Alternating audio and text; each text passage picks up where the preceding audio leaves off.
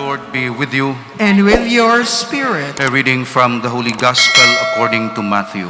Glory to you, O Lord. When Jesus saw the crowds, he went up the mountain, and after he had sat down, his disciples came to him, and he began to teach them, saying, Blessed are the poor in spirit, for theirs is the kingdom of heaven. Blessed are they who mourn, for they will be comforted. Blessed are the meek, for they will inherit the land. Blessed are they who hunger and thirst for righteousness, for they will be satisfied. Blessed are the merciful, for they will be shown mercy. Blessed are the clean of heart, they will see God. Blessed are the peacemakers, they will be called children of God. Blessed are they who are persecuted for the sake of righteousness, for theirs is the kingdom of heaven. Blessed are you when they insult you and persecute you and utter every kind of evil against you falsely because of me. Rejoice and be glad, for your reward will be great in heaven. The Gospel of the Lord. Praise to you, Lord Jesus Christ.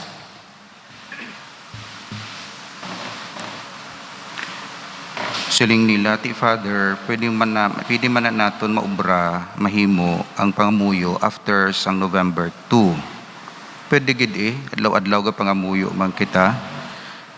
Pero may mga adlaw gid yang espesyal. Imo birthday pwede man na maselebrar bisan ano nga adlaw. Pero ang meaning, kung ano nang meaning sang selebrahon mo na sa iban nga adlaw ang birthday mo, lain gid ya kung sa adlaw nga na. Imo wedding anniversary, pwede man. Hindi mo lang pagtawgon nga birthday, birth month, kung sa month ka o birth year. Di ka laway man nga birth year, imo celebrahon. Birthday ang ginaselebrar mo. 9th century pa niya ang November 1. Before pa yas ang Congress, kag Senado, kag Presidente, kag COVID yan, November 1 na na.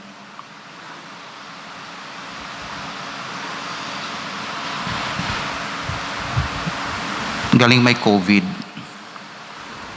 So, may restrictions. But does not mean you will not celebrate. That's why sa aton parokya, kag sa parokya, nga iban o kalabanan, kaselebrar gid, of course, ang selebrasyon naton sa sulod sang misa. Tinga Father celebrahon gid. Kinanglan asang imo soul. Balan mo ang mga mysteries of faith, food for the soul ina. Example. Nga marali kagid. Halimbawa may reklamo ka sa gobyerno, tinga marali kagid. Kaya kung magrally ka, nagatipon ka mo, gabuhi imo soul. Sang sa hindi ka mo magrally, wala puwersa, wala, mansig ka mo sa inyo kwarto. Pero kung upod mo, may upod ka, pareho ka mo mentalidad, pareho ka mo beliefs, pareho ka mo purpose, gabuhi ka. That's why nga marally ka gid. Kay buhuyon ang kalag mo, may gina-feed sa soul mo, inang rally nga ina. It's not only about sa ginareklamuhan mo, it's about your soul also. The same sa aton celebration sa November 1 and 2. It's not about the celebration only. It's about our soul. Kay part sang aton kaugalingon should be fed. Kaya may soul kita mo. Karon kung hindi mo na pakaunon, lumatabo sina. You see, amo nagakulang sa society, subong ang aton nga rally, not against sa government, kundi rally against evil. Events, atheism, anti-God, so to say. So, may mga narrative, iambot kung sino hindi man na sa national level, mga globalist na ako nanuda. Nga gusto nila kwaon ina parang soul ta. Akon budak di ma-fed. Hindi ka bala hindi ka bala maluyahan ka so to say. Wala ka pagkaon spiritually. So wala sang mga gatherings, spiritual gatherings. That's why ang mga souls ang Katoliko subong gutom. Di kung i-stop mo ina, next year, wala na sila gana. That's why ako hindi ko yung magpasugot. May restrictions lang. Pero hindi pagkuhaan na. That's why diri sa simbahan. Amo na ang akon purpose. Tungod sang COVID nga ini gakapatay man ang soul. Meaning so ang demoralize ka. Wala food ang soul. So kinanglan sigihon ta ang misa. Sigihon ang simba. Sigihon lang kung pila kabilog. Ti Father, ti anong pulos ina kung pila man lang kabilog tao. Seed ina, hindi na yung fruit. Ga-start kagin man sina sa seed. Sa gathering nga gamay. Sa lapas ti, gadamo. Iban nga simbahan, gadamo man. Pero ang damo, hindi nga rally nga against sa gobyerno, kundi against sa evil. Naman ang techniques ng evil, iseparahon kita. Para ang soul mo ma-demoralize. Sabi mo, ikaw lang isa. Damo ka mo kung magtingob ka, ay damo gali kami. Pero kung hindi ka mo magtingob ka, wala sang vision. Sabi mo, ikaw lang isa. Wala ka gaisog. Sabi mo, isa ka lang. Amo nang purpose. Added purpose, of course. Ang nagid sanctification mo, taduha, community. Ti amo ni nga adlaw gina-celebrate gid naton ang aton communion of saints more than any day. Amo ni November 1 nga ga-extend ang communion ta, community ta, not only in this world but in the life to come.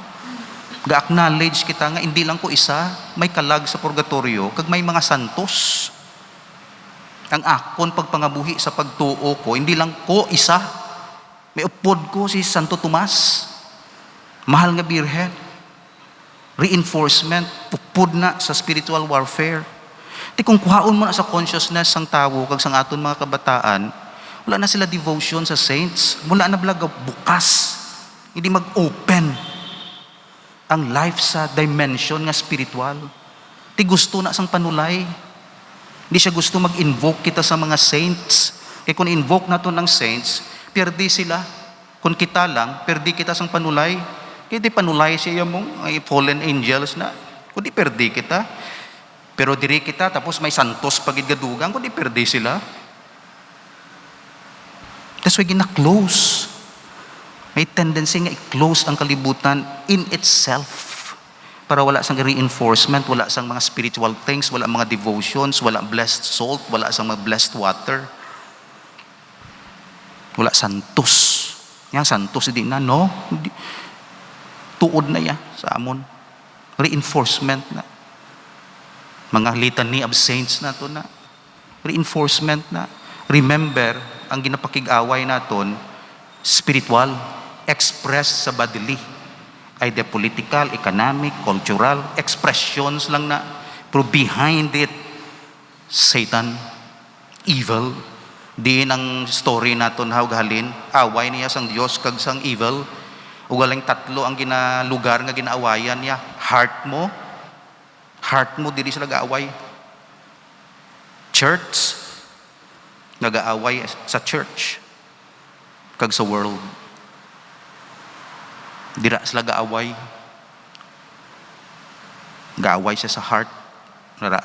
Bumabuot ka hindi ko gaaway na da sila.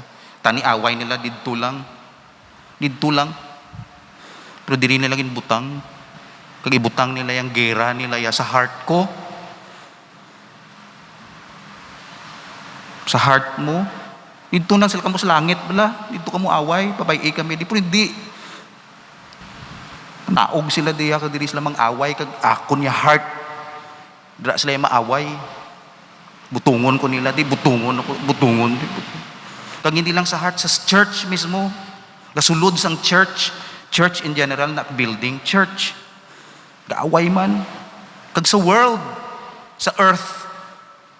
Tani, dito lang kamo sa Mars, dito kamo bala sa Pluto, to, sa ano, dito kamo away.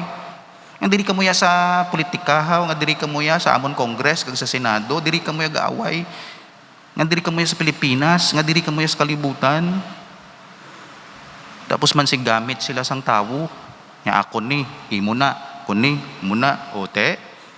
Naimo kita ya nga pon. Papet kita ya. Ila to away, oh. Pero kung wala kasi ng narrative, abi mo wala. Abi mo ya away lang sa administrasyon, oposisyon. No. Behind it, it's moral. It's not political, but moral. Kay tanan nga aksyon may moralidad. Good politics or bad politics. Good business or bad business. Good priest or bad priest.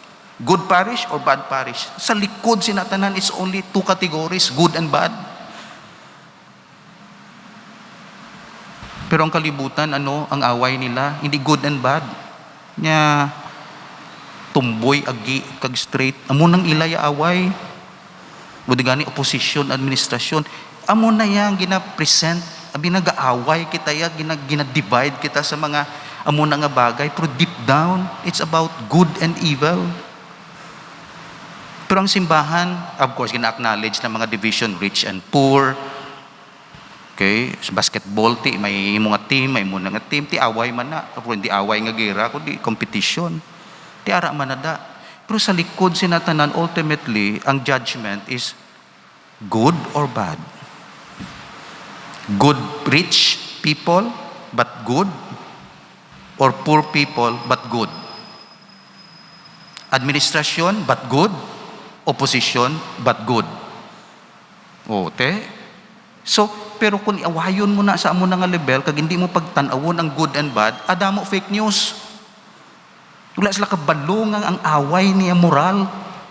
Gapala bira-bira sila sang ilang nga kandidato, kag ang away abi mo amo na. Pero sino ang nagasugid tuod kag hindi tuod? Amo na yang sakto nga away. Kay moral na yamo. Pero ang evil gusto na takpan sa aton. Gusto yay hampangon lang sa surface. Pero deep down, kalimtan ang aton moral life. So, reinforcement sa santos. May mga santos sa langit. Kinanglan tang ila intercession. Kinanglan man nato ng ila example. That's why sila aton mga example sa aton kabuhi. Dito na sila sa langit. May fellowship na sila sa Diyos. Kagula sila sang handom, kundi aton kaayuhan, ilabi na gid conversion of one sinner. Amo ginahandom sang santos. Arada sa Bible. Ang kalipay nila, nga kita, ako, ikaw, makonvertir. Wala sila kakalipay, nagmanggaranon ta, o naganuno, aton na lang sa kalibutan. Anyway, hindi mo madala manggad mo magsakdo sa pihak. Ang dito sa pihak, hindi manggad, hindi ideology, hindi view, hindi partisan, politics. Dito good and bad. Di dumdumon gina naton. Kaya kung wala langit, kag impyerno, wala good and bad. Madula na sa kategory tang good and bad. Kagusto na sang panulay. Wala kita kategory nga good and bad. Kategory naton, northern, southern, mulang na, city, mulang na yung aton kategory. Pero ginadula ang essential category, which is a good person or a bad person.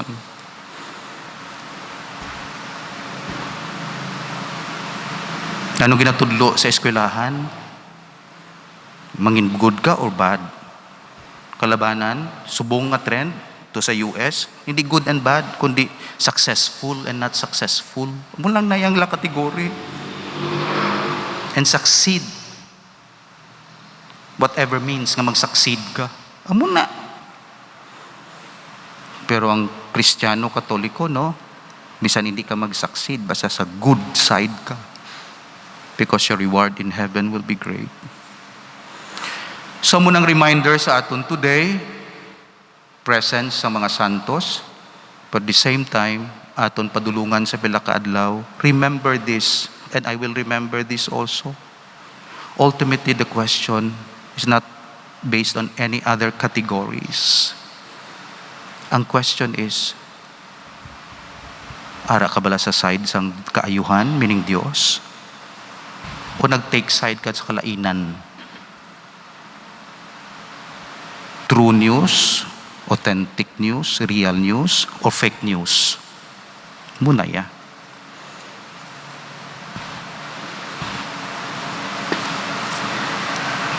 Amuna gina-remind sa aton today, moral life. Kag may butangan Santos All Saints Day, kay ginapakita sa aton nga didto sila sa langit. Damo na to sila. I think damo sila. Poor, rich, sinuda, pari, laiko, wala kategory, agi, tumboy o straight, negro o colored people or white, wala. Probinsyano o syudad nun, hindi. Yung munang kategory is good or bad. That's why we are being reminded today. Kagamo ng ultimate criterion naton sa aton kabuhi. Maayo bala ako nga pari or bad ako nga pari? Saan ano itsura ko?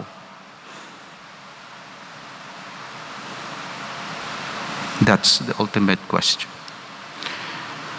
Of course, ang naghihimo sa aton maayo, ultimately ang grasya sa Dios, kung nag-respond lang kita, gapahimunong, nagakooperar, para matinluan niya kita, agon himuon niya nga mga maayo. So that's it. Kinanglan ta mag-celebrate. Kay kinanglan sang soul naton. Gina-acknowledge naton nga may life to come.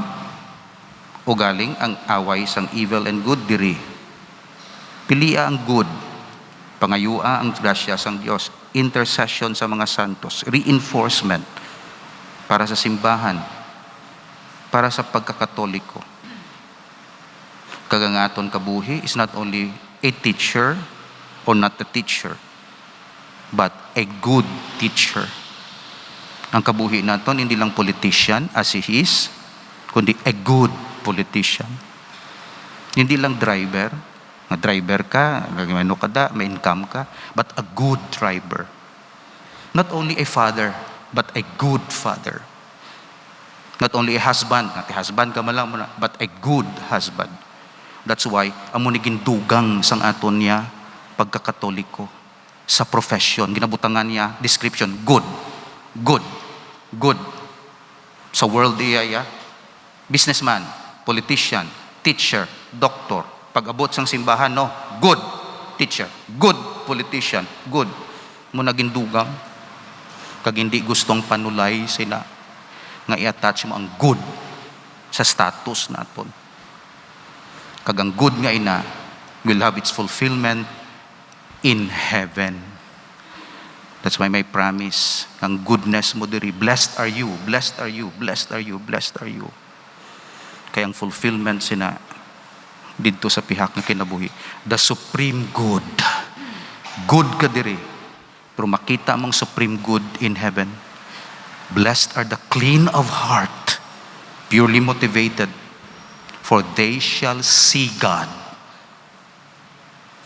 Munang promise ang aton Ginoong Hesukristo. All saints in heaven, intercede for us. Amen. Bring all who have died into the company of heaven, O Lord, with Mary, Joseph, and all your saints, and give us also a place someday in the unending fellowship of your kingdom. You who live and reign forever and ever. Amen.